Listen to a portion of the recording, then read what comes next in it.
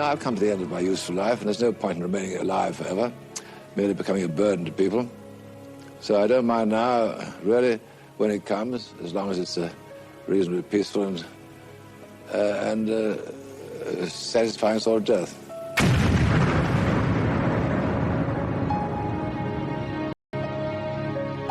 The blast was so powerful that the rubber soles were torn away from the canvas uppers of the shoes.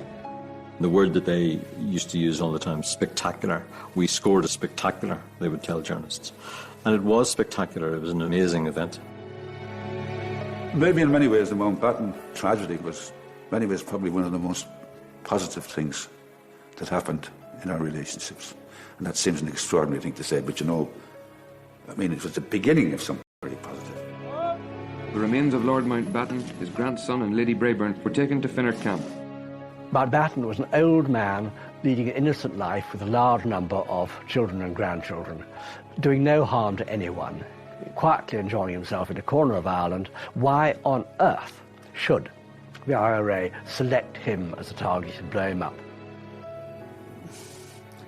These are blows inflicted on an enemy in wartime, and what does one expect?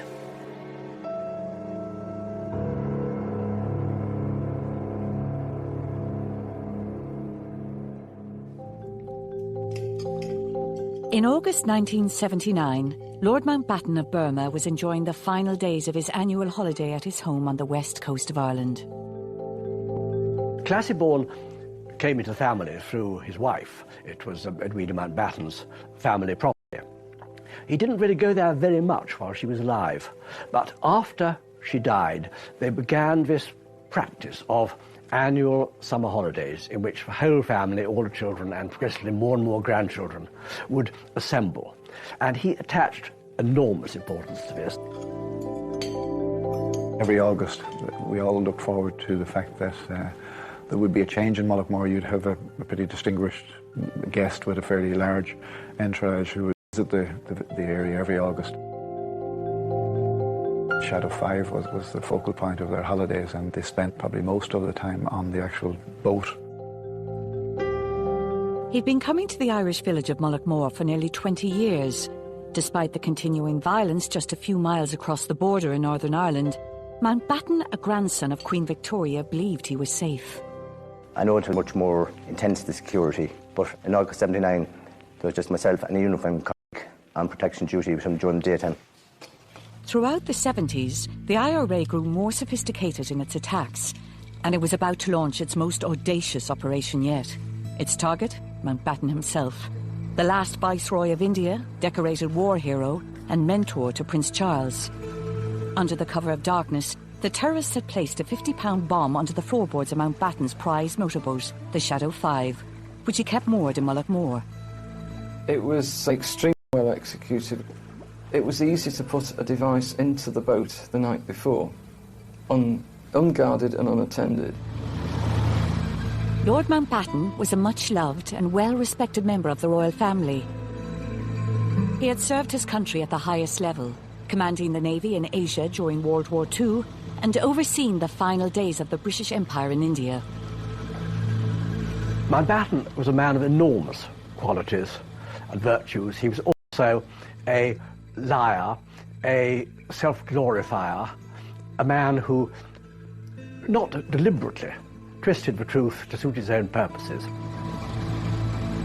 In 1979, Mountbatten had hired a 15-year-old schoolboy from Enniskillen in Northern Ireland to help him on the boat. For Paul Maxwell, it was a dream job. I mean, he just idealised the job, really. He thought it was just fantastic. And he used to I'd steer the boat out of the harbour in the mornings and so forth, and anyone watching, our Paul steer the boat, you know.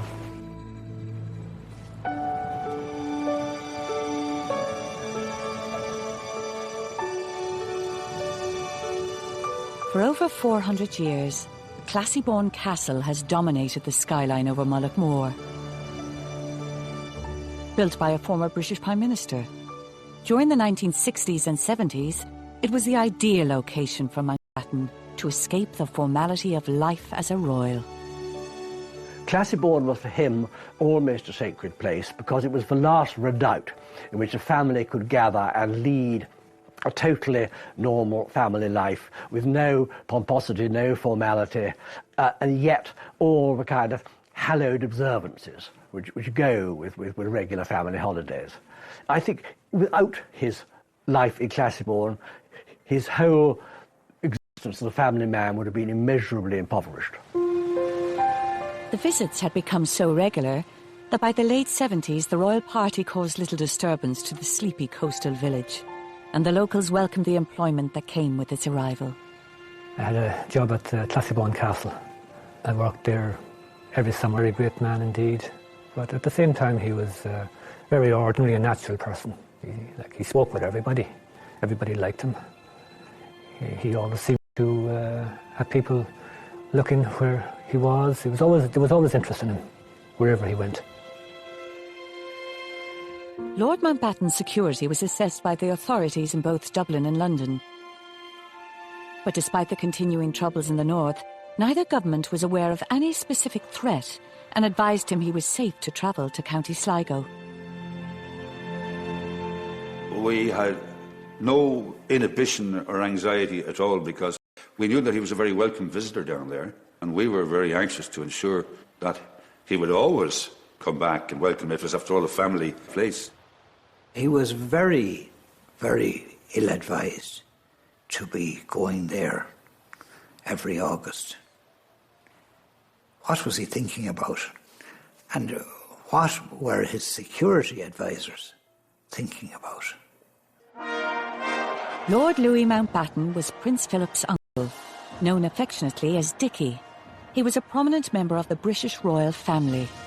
Mountbatten was a central part, almost, of the post-war royal family. He, in terms of ranking in royal status, he was not particularly high, but they knew how loyal he was, how affectionate he was, and usually, on most issues, how right he was. And I do think he was greatly valued by everyone in the royal family. The Prince of Wales was extraordinarily close to Lord Mountbatten. He used to refer to him as his honorary grandfather and almost treated him as such, especially since he hadn't got a grandfather of his own. And he loved Mountbatten, he revered Mountbatten, he argued with Mountbatten, certainly, but he respected enormously Mountbatten's views, his opinions. He listened to him as he listened to nobody else. And Mountbatten was an extremely good influence in the Prince of Wales's life. From an early age, it was clear that Mountbatten would follow his father to serve his country on the high seas. He rose through the ranks, and during World War II, came to the attention of Winston Churchill, who spoke of his admiration for Mountbatten. Churchill admired courage, he admired enterprise, he admired imagination, and Mountbatten had all those in buckets. The personal high point of the war came in Singapore when he received the Japanese surrender. They needed somebody who was a bit flamboyant and who would raise the morale of what had been a rather depressed and beaten army. New Delhi airfield and the arrival of the Viceroy designate. It was because of this experience in Asia that in 1947 the then British Prime Minister, Clement Attlee, appointed Mountbatten as the Viceroy of India, a role that would test all his political and military skills. When Mountbatten arrived in March 1947, someone described India to be like a ship on fire in mid-ocean with ammunition in the hold. So a very volatile, bloody, unstable political situation. And what Mountbatten had was understanding of how to handle a very difficult diplomatic situation. How do we get these leaders of different political parties who have not been able to sit together on a table to discuss things in the lead up to 47? How do you get them around the table, and how do you get them to accept a compromise solution? And Mountbatten was possibly, I think, one of the best candidates to do that. Inevitably, he made enemies. Inevitably, people thought he was being unfair, favouring one side or the other. But given the horrors that were possible, I feel only admiration for him. Attlee's brief for Mountbatten was clear. get Britain out of India. But the ideal plan of leaving behind a united continent quickly slipped away. And as the British withdrew, the mass migration across the new boundaries between India and Pakistan resulted in bloodshed. If you look at how partition came about, it was always going to be messy. It is impossible to expect that in the space of a few weeks, a subcontinent could be divided without rupture and bloodshed. But the scale of the bloodshed possibly took almost everyone by surprise. Little was Lord Mountbatten to know that just over 30 years later, in a different part of the world, he himself would become victim of the violence and bloodshed born out of another contentious border. By 1979, Northern Ireland was already into its second decade of routine violence and seemingly intractable conflict. You had this daily diet of violence. Nobody knew what was going on, and everybody kept saying, this is getting worse and worse. There was the famous phrase at the time was, this is going to get worse before it gets better. Despite the continuing violence in Northern Ireland all through the 70s, Mountbatten and his family continued to make their annual pilgrimage to Moore in the Republic of Ireland. Mountbatten knew that for him, a celebrity like him, with royal connections and a military background, he would consult the authorities in London. Every time they said, yes, of course, we accept the fact it is the fate, possibility of a risk, but we believe you could safely go. He so much wanted to go, in a way, that even if they'd been more discouraging, I think he might well have gone. But as it was, he did go with official blessing. Looking back with hindsight, it's absolutely extraordinary to think that a member of the royal family should, in the middle of a violent Republican campaign, should think that he would be safe and sound in holidaying in Ireland. I was aware of his presence there back in the very early 60s, 60 or 61, when I was in charge of the IRA. And an application came from a unit operating in West Fermanagh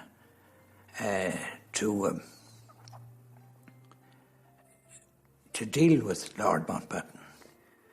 I ruled it out at the time because he was in the 26 counties and so on. Now, if he had crossed the border and that we became aware of it, that was a different matter entirely. Successive British governments had struggled to find a political resolution.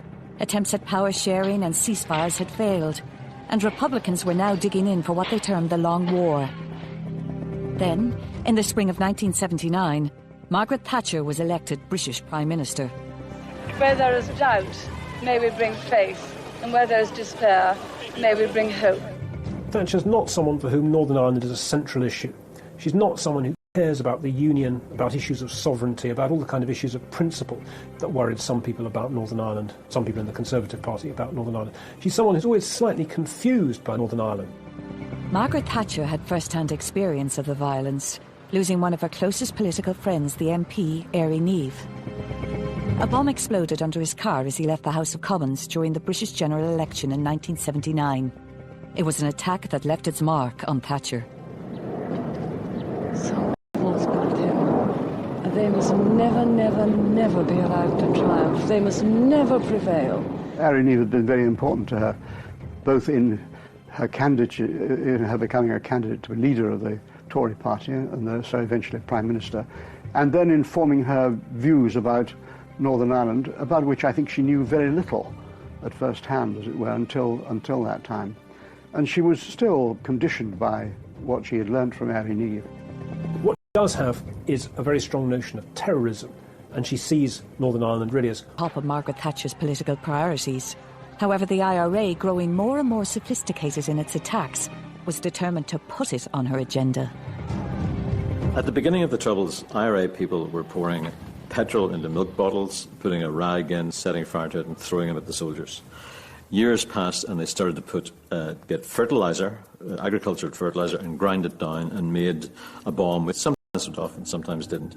Then they got jelly-gnite and so on. But then, by the late 70s, they were into new technology, very worrying for the authorities.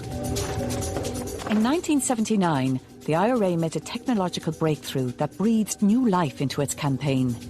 Members of the South Armagh Brigade had come up with a new way to detonate explosives, which would later prove devastating in the attack on Mountbatten. What the IRA started to do was to take out the mechanism which you have in hobby products like toy boats and model aircraft and adapt that in a bomb to make it go off when you literally set it off with a remote control. This particular method would set in train a whole new challenge for the British Army and the security forces in trying to counter what was highly skilled and highly technical way of setting a bomb off. Because this involved electronics, it meant that they'd come onto a completely new level of ingenuity and skill and training in being able to make such devices. Up until the mid-70s, the IRA claimed to operate under a policy that banned all military operations in the Republic of Ireland. Despite the situation in Northern Ireland deteriorating, it remained a world away from Mullaghmore. I could honestly say that Mullaghmore up to that stage certainly wasn't touched. Of course we're aware of the happenings in Northern Ireland because we're within 17, 18 miles of the border, but we weren't certainly any more conscious than any other part of the country. In July 1979, the Maxwell family were settling into their holiday when they were approached by a local woman who asked if their son Paul would be interested in a summer job. She was given the job of trying to find somebody who would act as a boat boy for the summer, basically. And she asked me if Paul would be willing to do it. And I asked him, and he was really over the moon about it, and he got the job. Lord Mountbatten had local boat builders construct the Shadow 5 to his own specifications. Prior to his arrival, locals would prepare the boat for him. And throughout the month of August, he took to the water almost every day. It's a very, very well-maintained boat with an actual toilet installed, which was unusual for boats at that stage, and quite a lot of navigational and radio equipment installed as well. Coming from Northern Ireland, John Maxwell was used to the constant threat of violence, but in Mullaghmore, he believed his family was safe. Well, initially when Paul took the job, I had some concerns about it, but Paul was so keen on it that I didn't like to, and I thought to myself, well, the security, if somebody wants to take Mountbatten out, they could do it in another way rather than involve small kids or anybody else that was with them at the time. And I thought the risk didn't seem to be all that high anyway. In previous years, there was full-time protection on the boat while it was berthed in the harbour and not in use. But in August '79, that protection had been removed, I think possibly at the wishes of Lord Mountbatten. He wanted minimum security, and there were routine patrols by local patrol cars from maybe Kinlough, Bundoran, Ballyshannon, Sligo, patrolled the harbour and the surrounding areas and the main Sligo to Donegal Road on a regular basis.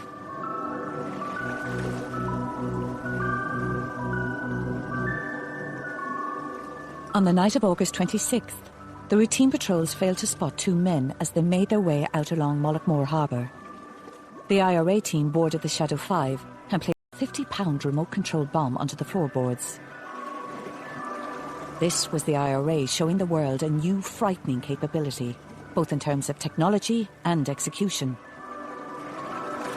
But unknown to them, their target may have had some sympathy for their cause. The attack was laden with symbolism. Here was the IRA driving the British establishment out of Ireland through military might. However, with the passing of time, it has emerged that Mountbatten himself may have shared the political aims of his own assassins. It seems he had been quietly voicing hopes of a united Ireland, just as he had supported the independence of India more than 3 decades earlier.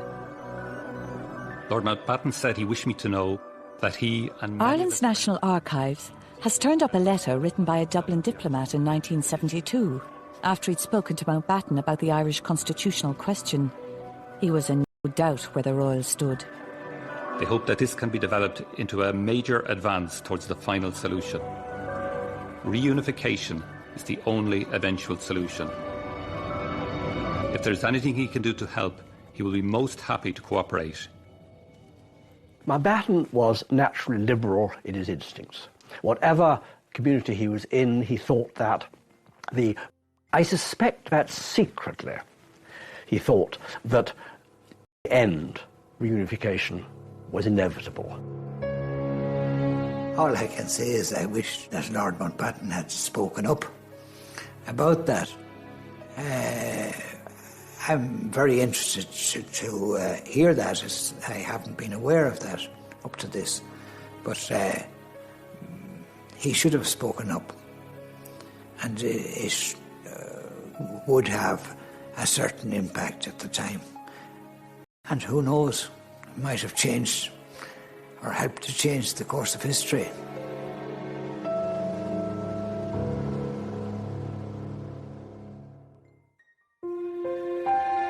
For Enniskillen teenager Paul Maxwell, the summer of 1979 had given him a dream job working as a boatboy for a member of the royal family. Lord Mountbatten, the last Viceroy of India, spent each August in Mullaghmore, County Sligo, and on the morning of August 27th, both were nearing the end of their holidays. Paul got up as usual in the morning, and we had another couple of kids staying with us at the time, and he called one of the girls a fat lump, and which really annoyed her. And then he went out and he headed across the fields up to the castle. It had been a dreadful summer. Weather-wise, it was just about as bad as you could get. And that date in August was the bank holiday weekend in the UK. And that Monday morning was an absolutely beautiful Monday. The weather was terrific. Beautiful morning. Lord Mountbatten always brought with him a large party of family and friends, and they were keen to make the most of the arrival of the good conditions. Approximately 9:30, Lord Mountbatten, after his breakfast, came out and had a brief conversation with me. He informed me that later that day, he gave no specific time, that he and his party would be going out on board Shadow 5 for a trip to examine the lobster pots. As luck would have it, I went down to collect a paper later on in the morning, and I was watching him across on the other side of the harbour, and he was in the boat. He was sort of getting it ready to go out. And I came out from buying my paper, and he looked across, and I waved at him, and he waved back. That was the last time I had any kind of contact with him. Meanwhile, back at Classiebawn Castle, preparations were underway for the trip on Shadow 5. About 11 o'clock at the party, we were in and out and loading the car with picnic basket and various items.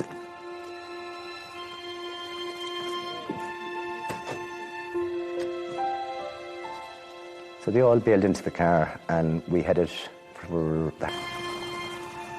We arrived at the boat, the tide was quite low, so Lord Mountbatten, being 79 years of age, an elderly man, and the Dowager Lady Patricia Brayburn was 83. I helped them down onto the boat and remained with them on the boat for a period. So Lord Mountbatten took control of the boat himself. The Dowager Patricia Brayburn sat at the rear of the boat, along with Lady Brayburn. Lord Brayburn, Timothy and Nicholas Natchwell, twin sons, 14 years of age, and Paul Maxwell were in the main body of the boat then. Lord Mountbatten steered the boat out of the harbour, turned left and headed towards where the lobster pots were. I had went down onto the rocks, down onto where the small wee ponds of water were just walking along the rocks. And I sat down because I seen the boat approaching, and I knew the boat was going to be lifting the lobster pot right beside me. I was really 30 yards from the boat. I wouldn't have been any further than that. I was up reading the paper at the back of the cottage. I suppose it would have been maybe 11 o'clock or 11:30 or something like that. I followed along the cliff face, keeping the boat under close observation at all times. So within minutes, the boat came to a wee inlet where the lobster pots were. They were chatting among themselves, like just hear them talking. And the boat was coming towards me and then turned to the right-hand side. And it was then that someone had stopped to lift the lobster pot. I was looking down at the cliff face, directly down onto the boat. From what I can remember, there was somebody leaning over the boat to lift the lobster pot. There was an enormous explosion.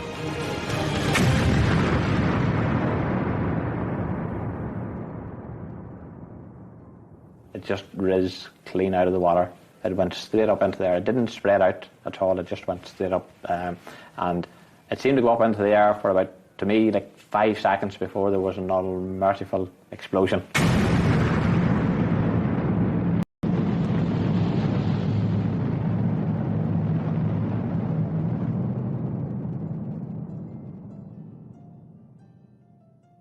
Blue-red flashes emerged. A massive, ocean-like cloud of smoke came up in front of me. I was there. I don't believe this. This isn't happening. It hasn't happened. Just I realised it had happened right before my very eyes. When the smoke settled, all I could see was debris, life belts, pieces of timber floating on the sea. The sea was still dancing. In a million pieces, basically. But people screaming in the water and shouting, and I just remember that very clearly, you know, the shouting and the screaming in the water. I kind of knew straight away that it was a bomb. And I jumped into the car, and there was a Garda there. And he confirmed that it was, Mountbatten's boat. And I thought, gosh, nobody could have survived that. And I kind of lost the head to some extent, I suppose, for want of a better way of putting it, and thought to myself, I'll climb down this cliff face and I'll see if I can find any sign of Paul in the water. We had to hold him. The field was just on the edge of a cliff, and there was nothing but rocks below. If he had jumped, he would have jumped to his death. And he was so distressed. He could hear the shouts in the water too, not knowing, I suppose, if that was his son or who it was. And it was, it was all very frightening. At that stage also, quite a lot of boats that had been in the vicinity of the explosion itself had gone to the scene, and they were starting to remove the survivors and the casualties from the water. I met a man on the harbour, and he said there's some survivors of this, and one of them is Paul, and he's in the Pierhead Hotel. So I felt a fantastic sense of relief at that point, and ran into the Pierhead Hotel and went up and saw this boy lying. The twins, the Natchwell twins, were fair-haired, like Paul, and at first I thought it was Paul, but it turned out that it was Tim. And that was a huge letdown, of course, because then I had to start looking for Paul again. I went back down onto the harbour, and there was a boat there, and a man I know said that he had Paul's body in the boat. So I went onto the boat. Paul was just lying there, and his head was in a bucket of mackerel. And I picked him up, and his body was still warm. So I thought he might be alive, but he wasn't. Lord Mountbatten died instantly in the attack, along with one of his grandsons, Nicholas Snatchbull. Another member of the party, Baroness Brayburn, would die the following day from her injuries. For Mountbatten, if he had gone alone, it was just about the perfect ending. He was nearly 80, he knew he was growing old, he hated growing old. He was at sea, he was doing what he loved most. He was blown up at sea by Her Majesty's enemies. The tragedy was that these other totally innocent members of his family went along with him, and that would have obviously caused him the deepest regret. The transformation from early morning Mullaghmore to midday in the afternoon couldn't have been more stark. If a bustling, thriving little holiday village, little port, to a little village that had been totally devastated, an air of doom and gloom and disbelief and shock had enveloped Mullaghmore and its visitors.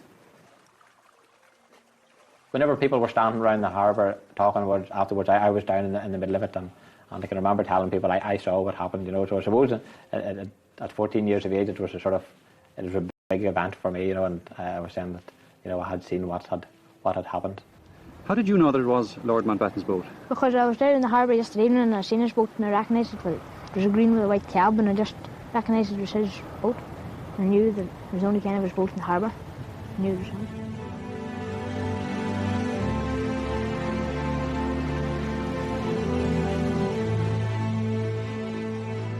In military operations, things change very quickly from time to time, and sometimes on-the-spot decisions have to be taken. And I don't know what the decision-making process was in that regard. But I regret the deaths of the civilians. I went into the morgue and I had a closer look at him in the morgue. His body was covered up, so I didn't see the injuries anymore, but his face was little pock marks on his forehead. And I went to stroke his hair, but it was sticky with seawater and oil, and it wasn't a pleasant feeling. But I knew there was no going back from that point of view, and he was clearly dead. And I went outside and I sat down and I cried for a long time.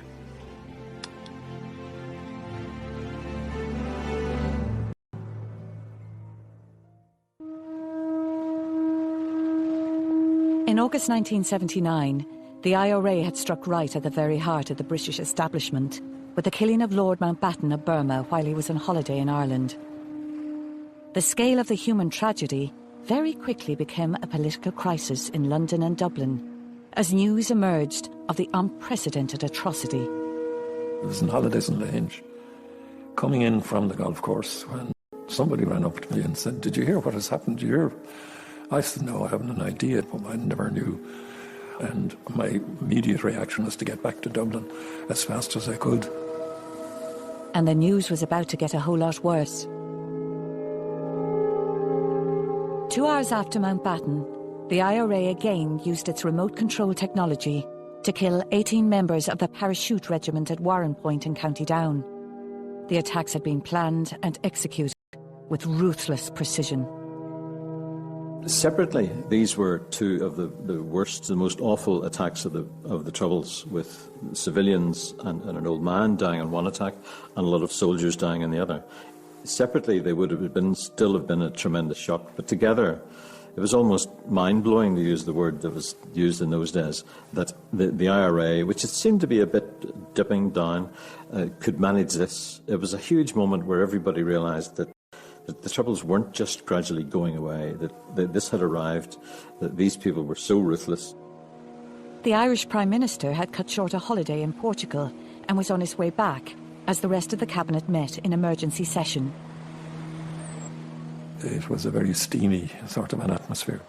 The enormity of these deaths and all this violence was fairly well accepted, realised and accepted on the Irish side. Margaret Thatcher's immediate response was to fly into the north to visit the injured soldiers and to walk the streets of Belfast in an attempt to reassert her government's control. Lord Mountbatten was Britain, and Britain was Lord Mountbatten. She had to make an immediate reaction as Prime Minister, and that was designed to reassure opinion in Northern Ireland. I don't think she, at that stage, saw that much was likely to come from cooperation with the Irish government. I think she thought that the Northern Irish situation had to be dealt with by the British government in Northern Ireland. And the other developments came later. There's always a bit of the ambulance chaser about Margaret Thatcher. You know, she likes dramatic incidents with victims she can visit, and of course does go and visit the victims of Warrenpoint. And that, therefore, kind of fits in with the way she approaches Northern Ireland, always as a series of kind of discrete little episodes, rather than as a problem to which she has some overall view. 2 weeks later, the Irish Prime Minister was in London along with several members of his cabinet for the funeral of the British Royal, murdered in their territory. I think it's an awful thing to be sad at funerals. I hope people won't cry. They must remember that all my life I've enjoyed a joke, I've enjoyed the fun of life, and I'm going to enjoy the fun of dying, and I'm only sorry I won't be there to see the fun of the funeral. Walking to the Abbey that morning, we just walked because we were early, and there were crowds of people past, and what struck me particularly was the venom. It was in this fevered mood that the Irish delegation led by Jack Lynch found themselves summoned to Downing Street immediately after the funeral, where they faced demands from Margaret Thatcher for greater cross-border cooperation and a new, tougher security regime. She was committed above all, really, to the security situation and to dealing with the terrorist situation, the IRA situation in Northern Ireland on the ground. She was anxious, of course, if there could be any assistance in doing that from the government south of the border, but not really expecting very much on that score at that time. Jack Lynch was nobody's fool. He was a very shrewd operator and very well able to handle most situations.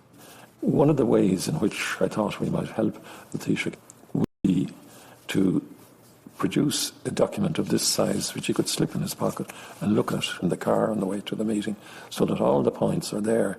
And that's the one that was used in Downing Street at that meeting in September 79. Jack Lynch opened or started at his introduction. He said, "You must appreciate, Prime Minister, that the revulsion in both countries is equal, but you are putting the blame on us. You cannot blame us because we have problems with the IRA just as you have problems. The IRA doesn't recognise our constitution. We have a problem. It's at least as big as your problem." And he continued with that argument. Somebody made the suggestion that, you know, Prime Minister, there may be a certain amount of sympathy with what the IRA are at, with their aims, not necessarily with their methods, with their aims. She became furious. She jumped up from her chair, she thumped the table and was almost about to leap over the table. "Are you condoning murder? And, you know, if this is the way you're going to, if this is your attitude, we'll finish." And Jack Lynch kind of put his hand out and told the man responsible, or he kind of said, "Look, Prime Minister, we both have the same objective. Don't continue with this sort of attitude." So she quietened down, but obviously her nerves were on edge, and the memory of all the deaths was obviously very, very live. I remember on one occasion saying, "But murder is murder is murder." Well, we didn't need to be told that. But to try to eradicate the causes of murder, in numerous meetings with her, she had a narrow focus, to say the least, rather tunnel vision. Mrs. Thatcher's reaction was actually quite measured. You obviously had the panic and the anger of the first few days, but she didn't say, "Right, let's bring in a whole new package of security measures. Let's bring in more shock troops." The Irish authorities moved quickly, and within months, IRA man Thomas McMahon, who'd been arrested on the day of the attack, was jailed for life for planting the bomb on Lord Mountbatten's boat. Forensic evidence helped convict McMahon, whose boots were found to have traces of paint from the Shadow 5 on them. We realised, we just can't react and give these fellas the right to have us all on the back foot reacting to what outrages of that nature. If we do, we'll never make progress. Never. We might as well give up the business of government and say, "OK, you guys, come on, take it over." That wasn't going to happen. Never did. The political fallout of the IRA attack ushered in a greater understanding of the Northern Ireland troubles between both governments. Only a few months into her first term as Prime Minister, and having to deal with the assassination of a prominent member of the royal family and the massacre of 18 soldiers, Mrs. Thatcher began to realise that security measures alone would not solve the situation. Meanwhile, the Irish government had to deal with the fact that the IRA was operating in its jurisdiction at a worrying new level of ruthlessness. Maybe in many ways the Mountbatten story, Mountbatten tragedy, in many ways probably one of the most positive things that happened in our relationships. And that seems an extraordinary thing to say, but it was the beginning of something very positive. Mullaghmore stands alongside many other towns and villages of Ireland, whose very names are synonymous with the death and violence inflicted during the historical period now known simply as the Troubles. By By killing a member of the royal family, the IRA brought international attention to the conflict. But it also heralded a new era of partnership between the Dublin and London governments. It simply never occurred to him that anyone would attack him at sea. So knowing that, you wouldn't just be attacking him, you'd be attacking other innocent people who are out with him, you'd be attacking children, you'd be attacking women, you'd be attacking a little Irish boy who always went out with the boat. It seemed to him unthinkable. It did the IRA's cause in this country no good whatever. That evaporated. I think I was somewhat ashamed. In fact, I was. Still feel a bit of that. Because we had developed a relationship.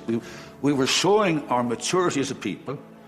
We had the confidence to engage with the British government and not always in agreement.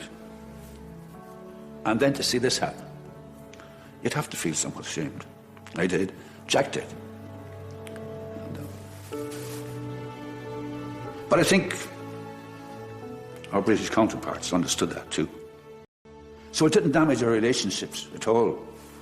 In fact, if anything, it would have enhanced our understanding of each other.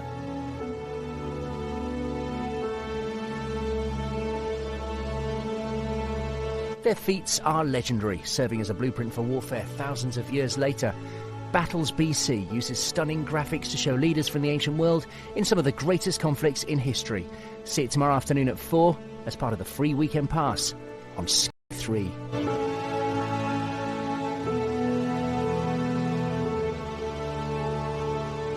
Bomb onto the floorboards of Mountbatten's prize motorboat, the Shadow 5, which he kept moored in Mullaghmore.